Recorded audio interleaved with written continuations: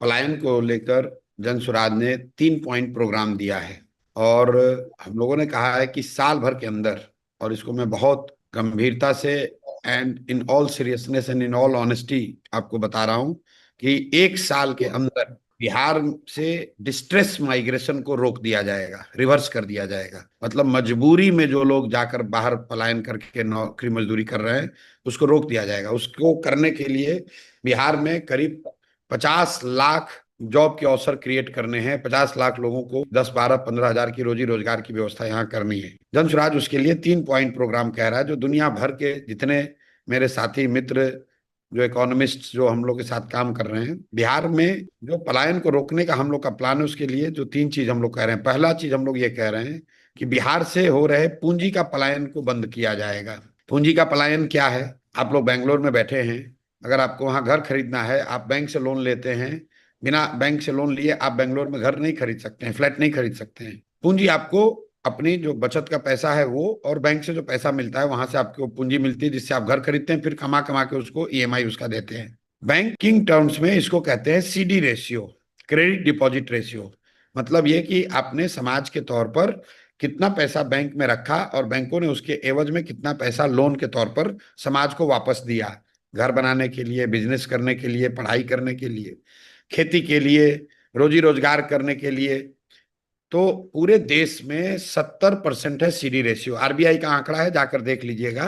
70% CD ratio, अभी 74 है, average 70 रहता है। मतलब पूरे देश में आप और हम जो पैसा कमाते हैं, अपना बचत का पैसा जो आप और हम बैंक में रखते हैं, उसका 70% पैसा बैंक वापस समाज को ऋण के तौर पर, कर्ज के तौर पर, लोन के तौर पर देता है। बिहार में सीडी रेशियो है 40%। लालू जी के राज में यह घट के हो गया था 18%, अभी है 40। इसका असर क्या होता है इसको समझिए। पिछले वित्तीय वर्ष में बिहार की गरीब जनता ने बैंकों में कुल 4,21,000 करोड़ रुपया जमा किया। बिहार में अगर सीडी रेशियो 70 होता तो 4 लाख का 70% मतलब 2,80,000 करोड़ रुपया के आसपास यहाँ के लोगों को उपलब्ध होता, गाड़ी खरीदने के लिए, घर बनाने के लिए, रोजी रोजगार के लिए, खेती के लिए। लेकिन चूंकि यहाँ सीडी रेशियो 40% है, तो बिहार के लोगों को बैंक से पैसा कितना मिला? 1,61,000 करोड़। बाकी का पैसा कहाँ गया? बाकी का जो 2 लाख करोड़ से ज्यादा का पैसा है, ये पैसा चला गया उन राज्यों में जहां पर तरक्की हो रही है, विकास हो रहा है। उसमें कर्नाटक शामिल है, तमिलनाडु है, केरल है, महाराष्ट्र है, गुजरात है, आंध्र प्रदेश है, तेलंगाना है। इन राज्यों में सीडी रेशियो कितना है? वहां पर सीडी रेशियो है 90, 95, 100, 105। अब 1990 में जब लालू जी मुख्यमंत्री बने, तब से लेकर पिछले साल तक बिहार से, बिहार के बैंकों ने, इसको याद रखिए, बिहार के बैंकों ने कुल 26.5 लाख करोड़ रुपया, 26.5 लाख करोड़ रुपया बैंकों ने बिहार से ट्रांसफर किया है दूसरे राज्यों में, भारत के अन्य हिस्सों में। और ये पैसा किसी अडानी अंबानी का नहीं है, किसी बड़े बिजनेसमैन का नहीं है, ये बिहार की गरीब जनता के बचत का पैसा है। तो आप अंदाजा लगाइए कि अगर पिछले 30 वर्षों में 26.5 लाख करोड़ रुपया बिहार में रहता, किसी दूसरे का नहीं, हम लोग का अपना पैसा है, यहां पर कितने ज्यादा घर बने होते, कितने ज्यादा उद्योग लगे होते, कितने ज्यादा लोगों ने छोटा मोटा रोजी रोजगार किया होता, कितने ज्यादा लोगों ने गाड़ियां ज्यादा खरीदी होती। तो पहला काम जो जन स्वराज कह रहा है कि जैसे हम लोग की व्यवस्था बनेगी, हम बिहार में सीडी रेशियो को 70 करेंगे। और ये आप कहिए पहले की सरकार ने क्यों नहीं किया है? ऐसा नहीं कि बैंकों की मनमर्जी है कि वो पैसा कहीं जमा हो, कहीं वो लोन पर दें। हर राज्य में मुख्यमंत्री के चेयरमैनशिप में एक कमिटी होती है, जिसका ये काम है ये देखना कि उस राज्य में कम से कम राष्ट्रीय औसत के बराबर सीडी रेशियो रहे। तो कम से कम 70% पैसा बिहार के लोगों को वापस मिलना चाहिए था। लेकिन जैसे बिहार में टीचर, सीओ, बीडीओ, दरोगा नीतीश कुमार का बात नहीं मान रहा है, मुख्यमंत्री की बात नहीं मान रहा है, वैसे बैंक वाले भी बात नहीं मान रहे हैं। दूसरी समस्या ये है कि जो लोग यहाँ सत्ता में हैं, ज्यादातर लोगों को इसकी ना समझ है ना इसकी कोई चर्चा होती है। आप लोग बेंगलोर में बैठे हुए हैं, आप में से कई लोग बहुत पढ़े लिखे समझदार लोग भी हैं, लेकिन आपने भी ये नहीं सुना होगा कि बिहार से पिछले 30 सालों में सिर्फ 50 लाख लोग बाहर नहीं गए हैं, 26.5 लाख करोड़ रुपए का पलायन हुआ है। ये पैसे का, पूंजी का पलायन है। तो जन स्वराज कह रहा है पहले पूंजी के पलायन को रोका जाएगा, बैंकों के साथ मिलकर ये काम किया जाए, ताकि यहाँ पर यहाँ के लोगों को रोजी रोजगार के लिए पूंजी पैसा उपलब्ध कराया जाए। आप बंगलोर में बैठे हैं, आप बिहार के हैं, अगर आपको बंगलोर में फ्लैट खरीदना है आपको बैंक से लोन मिल जाएगा। लेकिन मैं दावा के साथ कह सकता हूं कि अगर आपको बिहार के अपने गांव में घर बनाना हो, बैंक वाला आपको लोन नहीं देगा। अगर आप फ्लैट खरीद रहे हैं बेंगलोर में, तो बेंगलोर में वो फ्लैट बनाने वाले मजदूर चाहिए। आपके गांव में घर नहीं बन रहा है, इसलिए वो मजदूर वहां उसको अपॉर्चुनिटी नहीं मिल रही है। तो पहला लीवर है रोजगार का पलायन रोकने का, पूंजी और बुद्धि का पलायन रोकना। दूसरा लीवर हम लोग ये कह रहे हैं कि बिहार में मनरेगा को कृषि से जोड़ा जाएगा, और जो भी किसान धान गेहूं ज्वार बाजरा मकई का खेती छोड़कर कैश क्रॉप की खेती करेगा उसको मनरेगा के तहत मजदूर मुफ्त में दिए जाएंगे। ये क्यों कहा जा रहा है? बिहार में 55 लाख हेक्टेयर जमीन है जिसमें खेती हो सकती है। उस 55 लाख हेक्टेयर में सिर्फ 2 लाख हेक्टेयर जमीन ही है जहां कैश क्रॉप की खेती होती है। ज्यादातर लोग धान गेहूं की ही खेती करते हैं। बिहार में खेती जो है वो खाने का जरिया है, कमाने का जरिया नहीं है। बिहार में आप सुनते होंगे गांवों में लोग कहता है भैया रोपनी करने आए हैं, कमाने के लिए बंगलोर जाएंगे, कोयम्बटूर जाएंगे, लुधियाना जाएंगे। या जब कटिया होता है लोग कटाई करने आते हैं, फिर वापस जाते हैं दूसरे राज्य में रोजी रोजगार करने। ये आपको क्या बताता है कि खेती जो है बिहार में खाने का जरिया है, ये कमाने का जरिया नहीं है।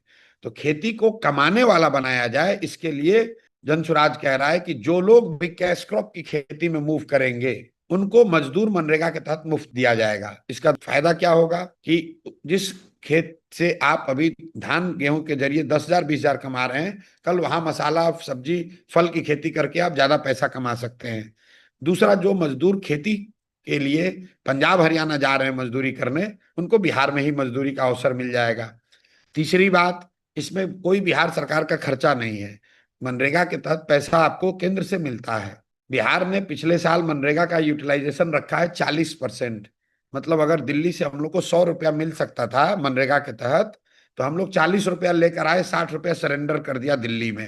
तो एक और मजदूर लोग जा रहा है पंजाब में हरियाणा में मजदूरी करने, और दूसरी ओर जो दिल्ली से हजारों करोड़ रुपया मिल सकता था मनरेगा के तहत, उसको हम लोग ला नहीं रहे हैं। तो जनसुराज खेती से जुड़े हुए पलायन को रोकने के लिए कह रहा है कि मनरेगा को सीधे कृषि से जोड़ा जाएगा।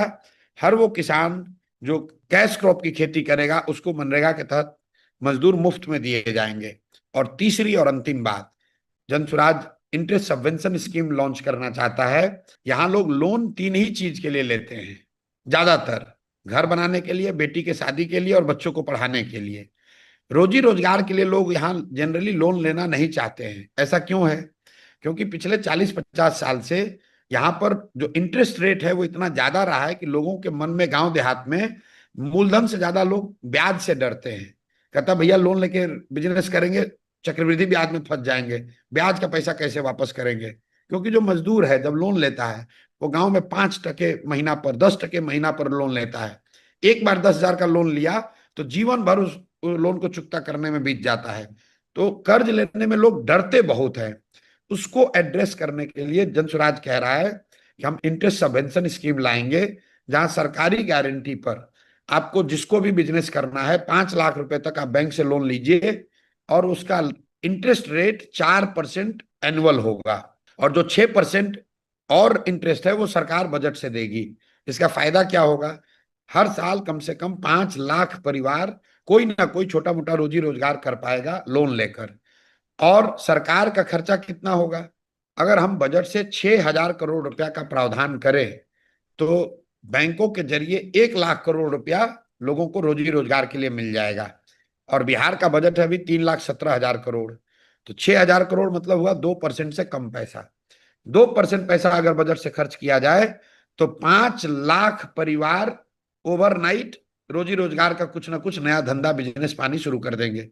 तो हम लोग ने जब इसको इकोनोमेट्रिक्स कह लीजिए, इकोनॉमिक्स जो लोग थोड़ा बहुत समझते हैं, इसको जब सिमुलेट किया, देखा कि अगर ये 3 काम किया जाए कि 2-2.5 लाख करोड़ रुपया एक्स्ट्रा यहाँ कर्ज के तौर पर समाज को उपलब्ध हो जाए, मनरेगा को कृषि से जोड़ दिया जाए, और जो लोग रोजी रोजगार करना चाहते हैं उनको 4% ब्याज पर लोन मिलने लगे, अगर ये तीनों काम हो तो करीब करीब 50 लाख नए रोजगार के अवसर बिहार में पैदा कर दिए जाएंगे। और इस काम को हम लोग 1 साल के अंदर करके दिखाएंगे।